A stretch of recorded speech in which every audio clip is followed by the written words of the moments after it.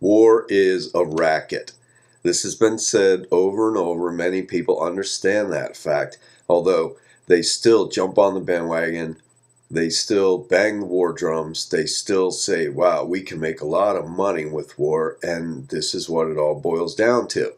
When we went to war overseas, it was the most recent incarnations, the Bush Wars, the Gulf Wars. This was the Republicans' normal way of trying to revive the economy or to instill vitality in the economy. They cannot innovate. They cannot invent. They are not really good thinkers. They can't really run an industry unless they're in a war somewhere, and then all the normal restrictions on profit and that kind of thing go by the wayside. They can talk the people into financing these wars because, as everyone knows, people are scared easily. They generally act like a bunch of sheep or even cows, and they will stampede, and they watch much too much television. That's just the bottom line right there. And the TV here in America is an awful device.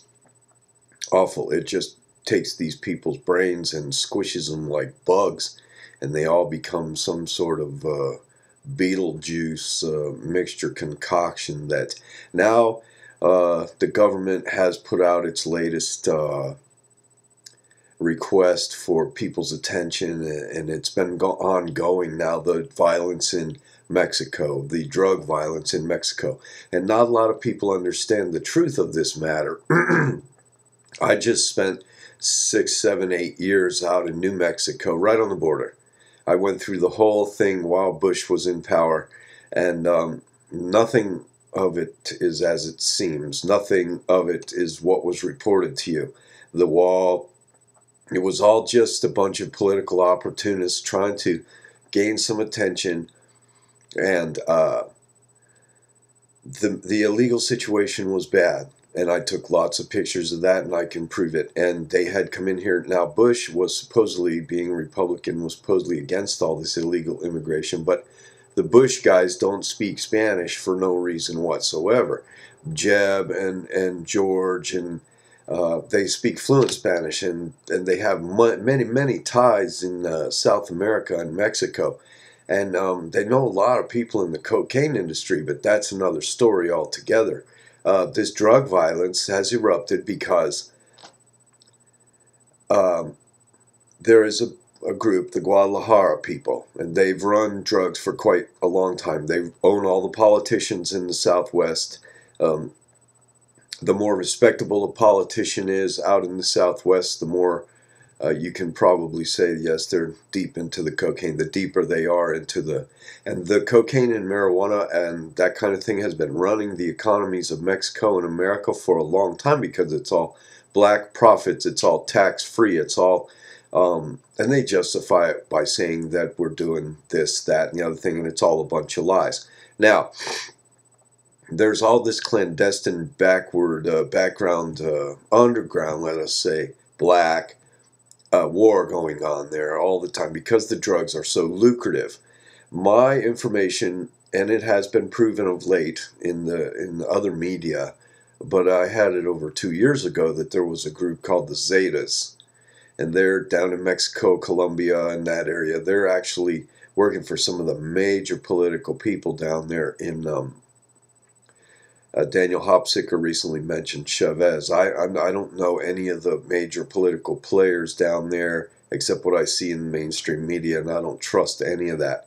All I know is that down there money is God, and they can talk their Catholic religion and all that. You know, they do breed like rats down there. But they're getting birth control. They're killing each other by at least the dozens with this drug violence that's going on. Basically, this is the Zetas trying to take the action away from the Guadalajara mob. And the Guadalajara mob, as I said, controls politics in our country, down in there, and it's down in South America and Mexico, and it's a very potent, powerful group of people. The Zetas, too, though, they have backing, they have the power of the usurper, and they were trained as Navy SEALs in this country. That's something that you can look into, and you can really, and once they got that training, and they were helped along by people like the Bush family who had interests in the future plans of what they knew was going to happen. And this is all basically a drug war down there to take over control of the drugs. The thing that's got them all worried is legalization.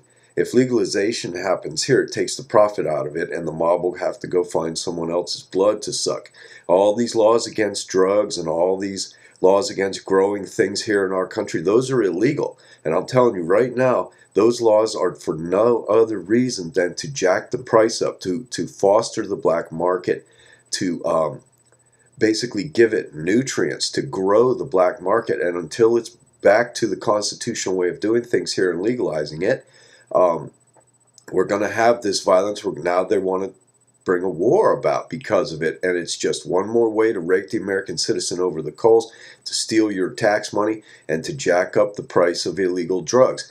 People, if they cannot keep their children away from the drugs, they can't anyway, even with it illegal, and that may actually have something to do with this drug epidemic that we have going on here, this drug use. And I know one thing is for sure: alcoholism beats it all, hands down. You know, alcoholism is the most deteriorative drug use in America today, and has been for quite some time. The Soviet Union didn't crash because of Ronald Reagan or anything that we did. The Soviet Union crashed because of vodka. So this is a very detrimental drug that's legal here. So all this is smoke and mirrors, and it's just ways to take your money.